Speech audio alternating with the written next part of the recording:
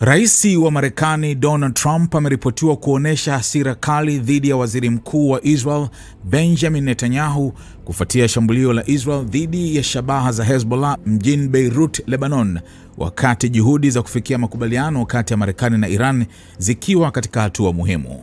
Kwa mujibu wa taarifa zilizochapishwa na Axios, Trump alisema alimweleza Netanyahu moja kwa moja kuwa hakuridhishwa na uamuzi wa kufanya shambulio hilo wakati mazungumzo ya amani yalikuwa karibu kufikia hitimisho. Trump alidai kuwa amemwambia Netanyahu kuwa shambulio hilo halikupaswa kufanyika na kwamba linaweza kuhatarisha juhudi za kidiplomasia zinazolenga kumaliza mvutano katika Mashariki ya Kati.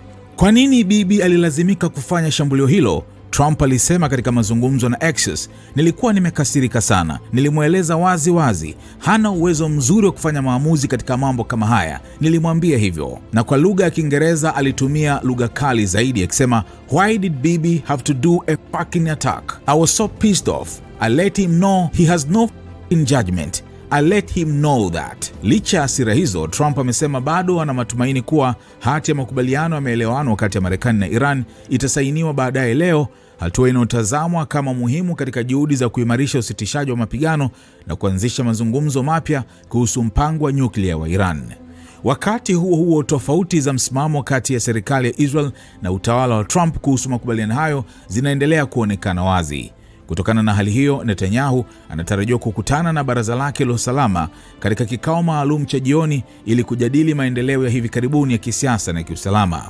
Taarifa zinaeleza kuwa eneo la mkutano huo halijawekwa wazi, tofauti na ilivyo kawaida kwa mikutano aina hiyo ambayo mara nyingi hufanyika katika ofisi ya waziri mkuu mjini Jerusalem.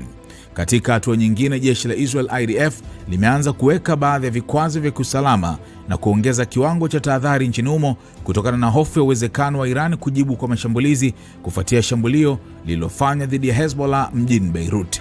Maafisa wa usalama wa Israel wanaendelea kufuatilia kwa karibu hali ya usalama, huku hofu ya kuongezeka kwa mvutano wa kijeshi kati ya Israel na Iran na Hezbollah ikiongezeka.